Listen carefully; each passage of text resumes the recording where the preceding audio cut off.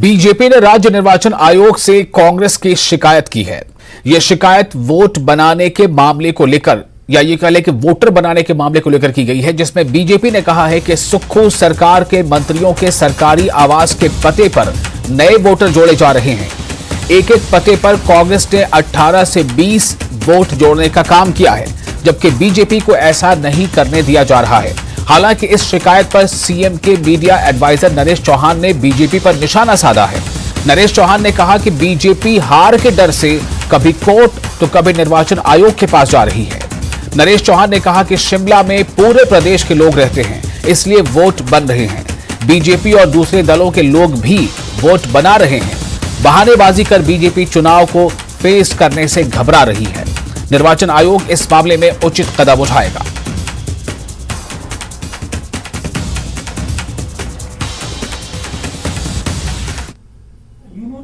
देखिए, आज हमारे कई विषय हैं वैसे तो, लेकिन मुख्यतः एक तो जिस प्रकार से बल्क में वोटें मंत्रियों और विधायकों के घर से आ रही हैं, उसको हमने ऑब्जेक्ट किया है कि एक एक घर से 18-18, 20-20 एक ही घर के अंदर 18-18, 20-20 लोगों की वोटें बनाई जा रही हैं और एक मंत्रियों के घरों से थैले के थैले भर के जो है वोटों के आ रहे हैं। हमने इस चीज को ऑब्जेक्ट किया है। और दूसरी बात, हमारे लोगों को वोटें बनाने नहीं दी जा रही हैं। पंथा घाटी का ही भट्टा कुफर का ही मामला भी ध्यान में आया है कि वहां पर जो है हमारे लोग वोटें जो लेकर गए हैं उनकी वोटें नहीं बनाई जा रही हैं। दूसरी ओर सरकार के दबाव में जो है सरकार दबाव बनाकर एक एक घर से 18-18, 20-20 लोगों के नाम वोटे के लिए भेज रहे हैं। तो इस बात को लेकर हम अभी मिले हैं। और जो लोग नए वोट बनाना चाहते हैं या दूसरे क्षेत्रों से जो लोग अपना वोट ट्रांसफर करना चाहते हैं वो वोट बनते हैं। वो पहले भी बने, अब भी बन रहे हैं। और इस पे इस तरह का आरोप लगाना कि गलत वोट बन रहे हैं, ये तो जो अथॉरिटीज है उनका काम है ये देखना। और भाजपा के लोग भी बना रहे हैं और भी लोग बना रहे हैं, खुद लोग भी बना रहे हैं, कम्युनिस्ट भी बना रहे हैं, वोट तो सभी बना रहे हैं। और ये इस प्रकार से आरोप लगाने से कुछ होने वाला नहीं है, क्योंकि ऐसी मुझे नहीं लगता है कि इस तरह से कोई आज के समय में कोई गलत वोट बनाने वाला है या कोई अपना वोट गलत बनाएगा। तो ये एक चीज को दर्शाता है कि इसका मतलब भाजपा, जो हम पहले भी कह चुके हैं कि 1 साल पहले ये चुनाव होना था, उस वक्त इसको फेस नहीं करना चाहती थी। आज भी किसी ना किसी तरह से इस तरह की संभावनाएं बनाने की कोशिश कर रहे कोर्ट में जाके या इस तरह के आरोप लगा के कि भाजपा आखिरकार इन चुनावों को फेस करने से घबरा क्यों रही। और इस पूरे मामले पर ज्यादा जानकारी के लिए जुड़ेंगे अपने संवाददाता राजेंद्र से। राजेंद्र, मामला चुनाव को लेकर है, मामला वोट बनाने को लेकर है, लेकिन सवाल यह है कि इसमें क्या लग रहा है, कौन जो है इसमें मतलब उस मुद्रा में है कि हमें बचना है और कौन जो है बचाने की कोशिश कर रहा है। चूंकि बीजेपी एक तरफ जहां आरोप लगा रही है, वहीं कांग्रेस का कहना है कि ये चुनाव को फेस नहीं करना चाहती, इसलिए कभी कोर्ट जा रहे हैं तो कभी चुनाव आयोग जा रहे हैं।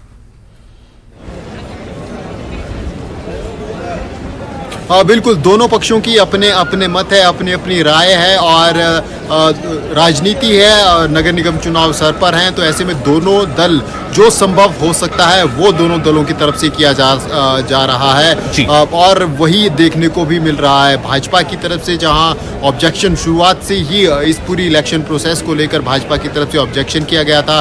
पहले जो जिस प्रकार से रिजर्वेशन रोस्टर लागू किया उसको लेकर भाजपा ने अपना विरोध जताया, आपत्ति जताई, और उसके बाद अब भाजपा जो वोट बनाने की प्रक्रिया जारी है उसके ऊपर सवाल भाजपा ने उठाए। आज अंतिम दिन था वोट बनाने को, वोट अप्लाई करने को लेकर। अब प्रशासन की तरफ से मंजूरी इनको दी जाएगी और फिर मतदान की जैसी तारीखें तय हैं उसके अनुसार मतदान होगा। भाजपा की तरफ से ये आरोप लगाया जा रहा था और ये ऑब्जेक्शन किया जा रहा था कि मंत्रियों के जो टेम्परेरी पते होते हैं, जो सरकारी आवास मंत्रियों के हैं, उन पतों के आधार पर 15-20 वोट बनाए जा रहे हैं। इसके अलावा कुछ धार्मिक संस्थान हैं और वहाँ उस एड्रेस पर भी वोट बनाए जा रहे हैं। तो भाजपा का कहना है कि ये पते तो अस्थायी हैं, 5 साल के लिए मंत्री बनते हैं और उसके यहाँ पर कोई भी शिमला का रेजिडेंशियल परमानेंट नहीं रहता है, तो ऐसे में इन पदों के आधार पर वोट नहीं होने चाहिए, जो कि 15-15, 20-20 वोट एक स्थान एक पते के आधार पर बनाए जा रहे हैं। वहीं कांग्रेस का तर्क अगर हम सुने, मुख्यमंत्री के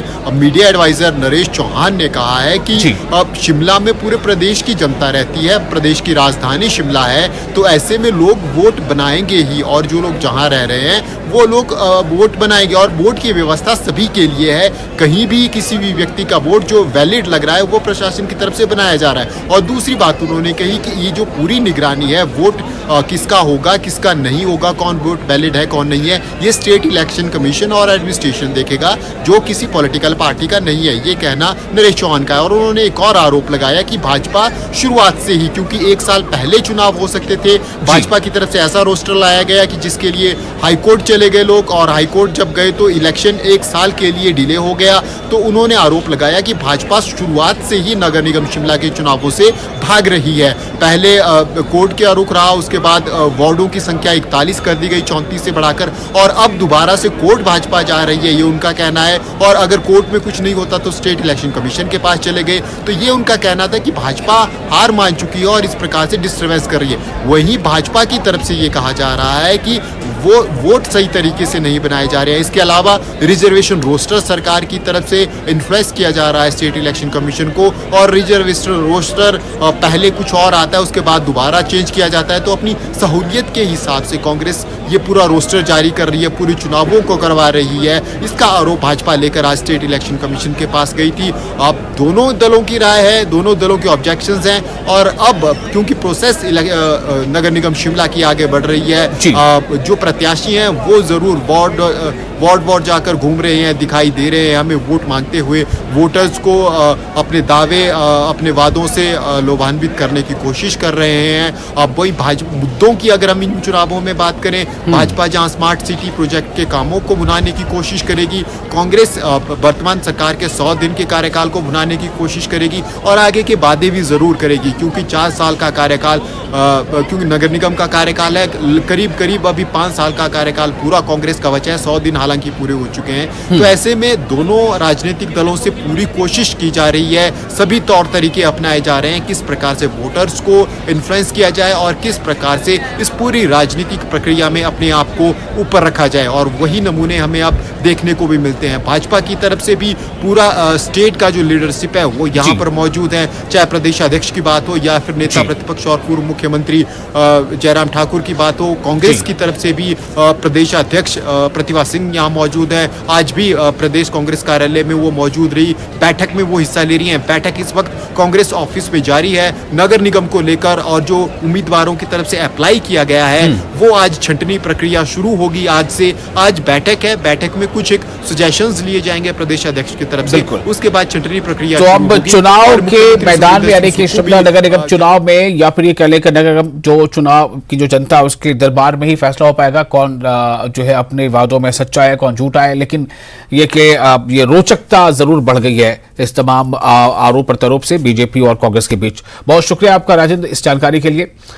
और इसी के साथ आगे बढ़ते हैं। मुख्यमंत्री के मीडिया एडवाइजर नरेश चौहान नगर निगम चुनाव में कांग्रेस की जीत का उन्होंने दावा किया है। नरेश चौहान ने कहा है कि शिमला नगर निगम चुनाव के लिए कांग्रेस 13 अप्रैल तक टिकट जारी कर सकती है, और ये टिकट सीएम और पार्टी अध्यक्ष से चर्चा के बाद ही तय किए जाएंगे। देखिए, आज भी कांग्रेस पार्टी में स्क्रूटनी कमेटी की मीटिंग रखी है। उसमें काफी लोगों ने जिन्होंने पिछले कल तक अप्लाई किए हैं, जो भी इंटरेस्टेड कैंडिडेट्स थे, तो उसकी स्क्रूटनी करेंगे, उनको देखेंगे, कमेटी बैठेगी, और बहुत जल्दी मुझे लगता है कुछ चीज़ें आगे बढ़ने वाली 1-2 दिन में बैठक होगी। पार्टी अध्यक्ष हैं और जो कमेटियां बनी हैं अपनी रिपोर्ट तैयार करके, और फाइनली जो है पार्टी प्रेसिडेंट और मुख्यमंत्री जी भी राय अपनी रखेंगे। और मैं समझता हूँ कुछ चीज़ें 12-13 तारीख तक काफ़ी संभावना है कि जहाँ पर कुछ लोगों के नाम तय हो सकते हैं। सीएम सुखविंदर सिंह सुक्खू 3 दिवसीय दौरे पर नादौन में है। आज नादौन पहुंचने पर कांग्रेसी कार्यकर्ताओं ने सीएम सुक्खू का शानदार स्वागत किया। नादौन में सीएम लगातार लोगों से मुलाकात कर रहे हैं और समस्याएं भी सुन रहे हैं। अपने गृह विधानसभा क्षेत्र के दौरे के दौरान सीएम मीडिया से भी रूबरू हुए और राहुल गांधी की सदस्यता मामले में केंद्र पर भी हमला बोला। सीएम सुखविंदर सिंह सुक्खू ने कहा कि केंद्र सरकार राहुल गांधी की लोकप्रियता से घबरा गई है। कोर्ट का फैसला आने के 24 घंटों के भीतर संसद सदस्यता रद्द करना उनके इसी डर को दिखाता है। ऐसा ये केस हुआ है जिसमें 2 साल की सजा हुई। आज तक कभी इतनी बड़ी सजा नहीं हुई है, वो भी मानहानि के मामले में।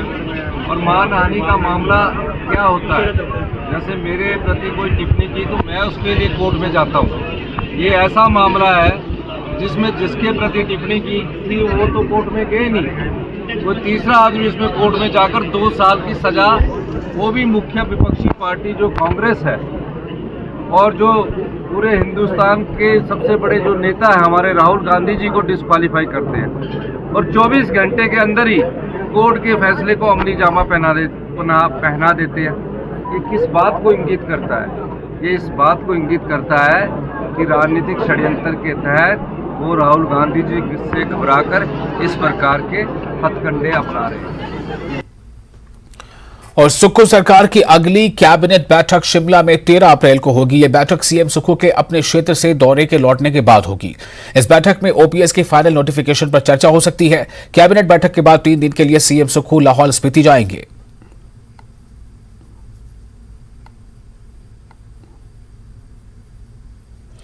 बद्दी दौरे पर गए स्वास्थ्य मंत्री कर्नल धनीराम शांडिल ने एसपी कार्यालय का निरीक्षण किया। इस दौरान एसपी मोहित चावला ने स्वास्थ्य मंत्री को एक वीडियो दिखाकर उनके कार्यकाल की उपलब्धियों के बारे में अवगत कराया।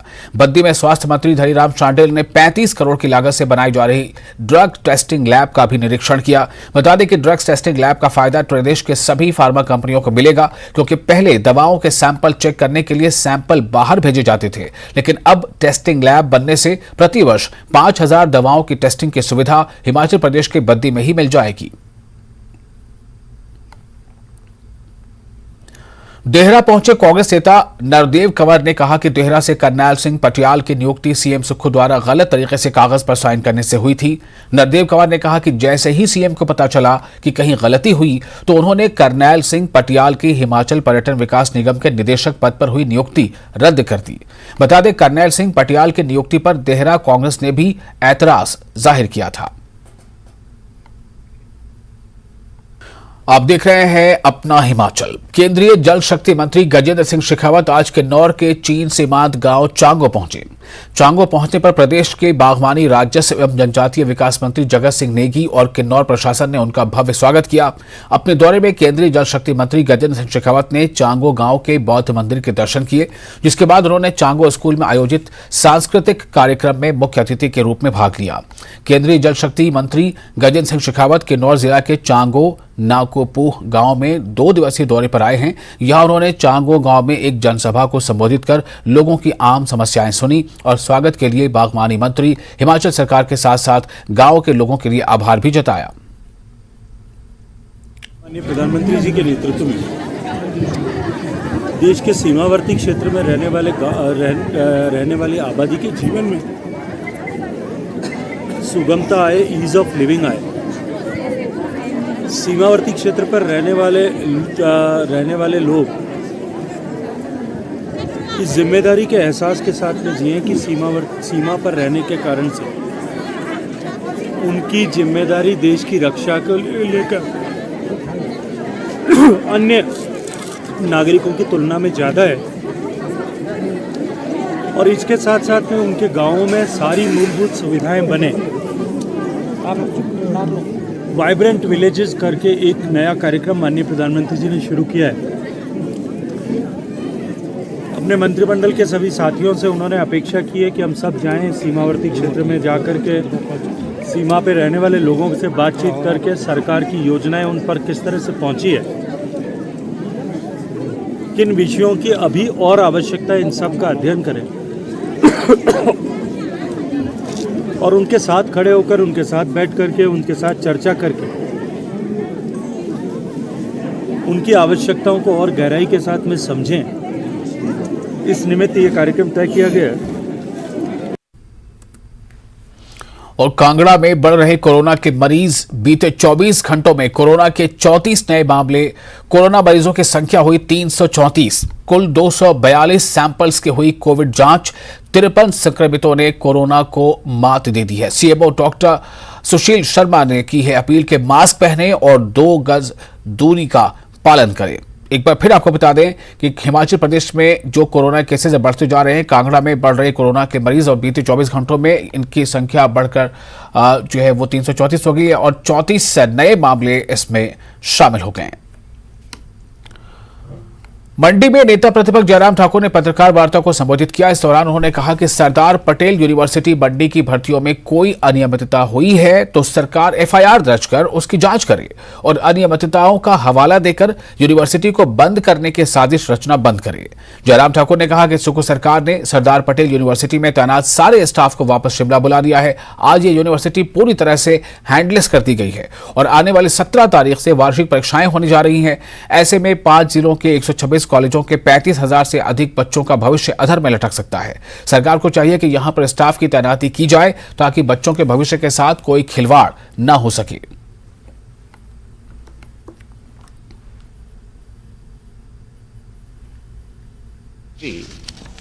हेडलेस हो गई, कोई भी इसमें इस प्रकार का जो है वो कोई भी प्रोफेसर के पद पर यहां पर अब आज की तारीख में अब कार्यरत नहीं रहा है।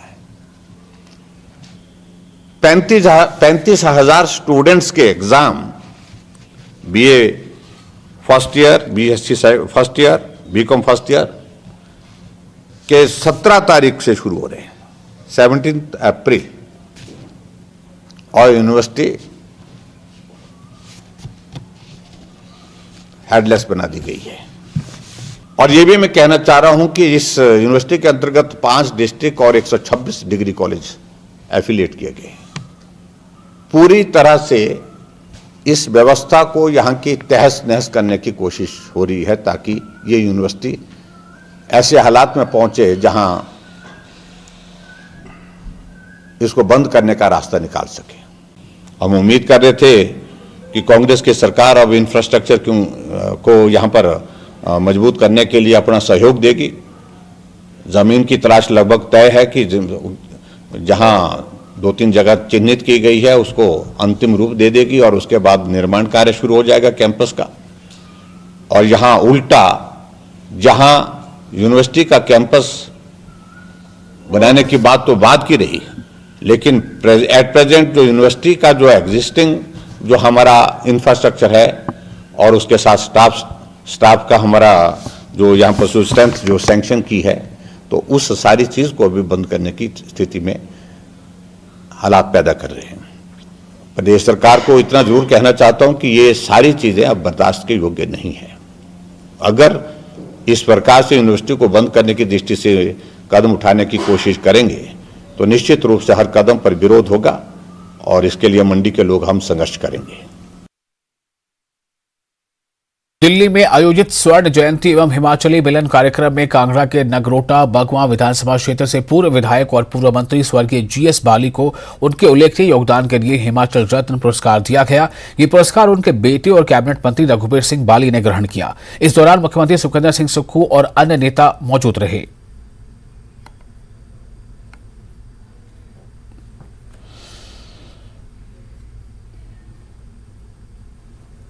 नाहन में जल रक्षकों ने अपनी मांगों के समर्थन में एक मांग पत्र डीसी सिरमौर के जरिए सीएम सुक्खू को भेजा है। ज्ञापन में जल रक्षकों ने अपनी समस्याओं और मांगों के जल्द समाधान करने की गुहार लगाई है। जल रक्षकों ने बताया कि अपनी मांगों को पिछले कई सालों से उठा रहे हैं, लेकिन अभी तक मांगें पूरी नहीं हो पाई हैं। जल रक्षकों ने कहा कि उन्हें मौजूदा समय में मात्र 4,500 वेतन मिलता है, जिससे 9,000 करने की मांग उनकी ओर से की जा रही है। मंत्री को भेजा है जी। तो हम सरकार से यही डिमांड कर रहे हैं कि हमारा जो कॉन्टैक्ट पीरियड है 8 साल किया जाए, 12 साल से घटाकर 8 साल किया जाए और हमारे को पूर्ण रूप से जल शक्ति विभाग में मर्ज किया जाए। हम सर काफ़ी बार मिल चुके हैं मुख्यमंत्री जी, लेकिन हमारा काम नहीं हो रहा है। हम अभी मुख्यमंत्री जी ने बोला है कि 14 अप्रैल में हमारा काम कर दिया जाएगा। हमारी मुख्य मांग यही है कि जो भी 12 वर्ष का कॉन्ट्रैक्ट पीरियड है वो काफ़ी लंबा है, इसलिए हमारी मुख्य मांग 8 वर्ष में जल रक्षकों को कॉन्ट्रैक्ट पर लाया जाए। 2006-7 से लेकर पंचायत के माध्यम से IPH का काम कर रहे हैं, लेकिन उनकी कोई भी मांग आज तक पूरी नहीं हुई है।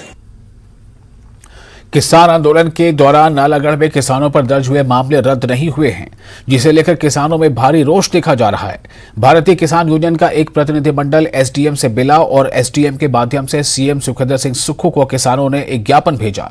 ज्ञापन के माध्यम से किसान आंदोलन के दौरान नालागढ़ के किसानों पर दर्ज किए गए मामलों को रद्द करने की मांग की गई है। हमारे भारतीय किसान यूनियन के कुछ किसान हमसे आके मिले थे, पहले भी मिले थे और आज भी ये ज्ञापन देने आए हैं। तो इसमें इन्होंने ज्ञापन में जो किसान आंदोलन के समय जो इन पे केस हुए हैं उसके विरुद्ध इन्होंने ज्ञापन दिया कि उनसे ये केस वापस लिए जाएं, और दूसरा जो भी मौसम के कारण फसलें ख़राब हुई हैं उसकी मुआवजा राशि हेतु इन्होंने माननीय मुख्यमंत्री जी के नाम ज्ञापन दिया है। तो हम ये ज्ञापन अपने माध्यम से उच्च अधिकारियों को प्रेषित करेंगे ताकि जो भी उचित कार्यवाही सरकारी लेवल पे हो सके वो संभव हो। 10 तारीख होने के बाद भी HRTC कर्मचारियों को वेतन नहीं मिला है, जिससे HRTC कर्मचारियों में रोष देखा जा रहा है। अब इसे लेकर HRTC चालक यूनियन ने सरकार को अल्टीमेटम भी दे दिया है। HRTC चालक यूनियन के अध्यक्ष मान सिंह ने कहा कि अगर अगले महीने से कर्मचारियों को समय पर वेतन नहीं मिला तो HRTC कर्मचारी परिवहन व्यवस्था को बंद करने से भी पीछे नहीं हटेंगे।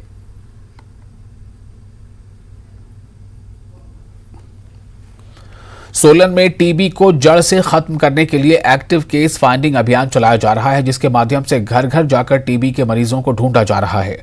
डॉक्टर अजय गौतम ने बताया कि जिला सोलन में चले इस अभियान में कम्युनिटी हेल्थ ऑफिसर आशा वर्कर के साथ मिलकर घर घर जाकर टीबी के मरीजों को ढूंढ रहे हैं। साथ ही उन्होंने बताया कि 5 ब्लॉक पे CHO और आशा वर्कर घर घर जाकर टीबी के संभावित मरीजों को ढूंढ रहे हैं। इस अभियान के तहत जिले में 27,000 लोगों के घर जाकर टीबी के मरीजों को उपचार और सलाह देने का कार्य CH और आशा वर्कर की ओर से किया जा रहा है। आज की परिस्थिति में 911 के करीब टीबी के मरीज हैं। रोजाना टीबी के मरीजों की हम उपचार और उत्थान में लगे हुए हैं। हमने नए आयाम इसमें जोड़े हैं। हम हर टीबी के मरीज को प्रेरणा देते हैं कि वो योगाभ्यास करें। योगा की एक पूरी वीडियो बनाकर उनको दी गई है। प्राणायाम के 8 मूल जो आयाम हैं, स्टेप्स हैं, वो सिखाए जाते हैं। उनकी दिनचर्या क्या होनी चाहिए, मरीजों की दिन में उन्हें कैसे व्यतीत करना है समय, क्या खाना है, क्या पीना है, टीबी की दवाई कैसे उसका सेवन करना है, इस सब के बारे में हमने पैम्पलेट के माध्यम से एक छोटी प्रचार प्रणाली के माध्यम से भी लोगों को अवगत कराने का प्रयास किया है। और कुल्लू में बड़ा आग हादसा हो गया। यहां बंजार बाजार में दुकानों में आग लग गई। ये आग तड़के 2 बजे लगी। इस आग की चपेट में आने से 9 दुकानें और 3 घर जलकर खाक हो गए, जबकि 2 मवेशियों की मौत हो गई। आग से लाखों का सामान राख हो गया। मौके पर पहुंची फायर ब्रिगेड की टीम ने आग पर काबू पाया। विधायक सुरेंद्र शौरी और DC कुल्लू आशुतोष गर्ग ने हादसा स्थल का दौरा भी किया। अब प्रशासन नुकसान का आकलन कर रहा है। आगजनी में 2 करोड़ रुपए के नुकसान का आकलन है। फिलहाल प्रशासन ने पीड़ितों को 30,000 रुपए की फौरी राहत दी है।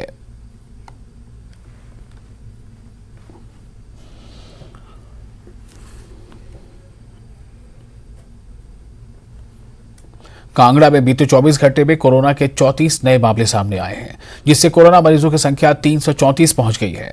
बढ़ते कोरोना के मामलों को देखते हुए CMO डॉक्टर सुशील शर्मा ने लोगों से कोरोना प्रोटोकॉल का पालन करने की अपील की है।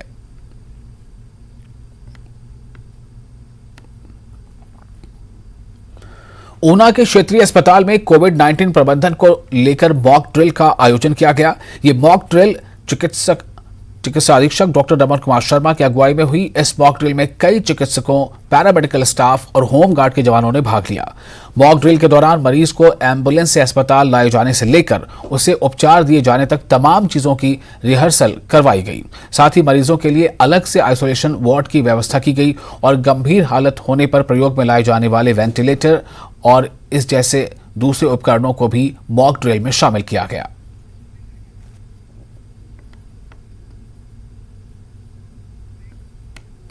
और इसी के साथ इस बुलेटिन में फिलहाल इतना ही, लेकिन न्यूज़ 18 जम्मू कश्मीर, लद्दाख, हिमाचल पर लगातार बड़ी और अहम खबरों का सिलसिला जारी है।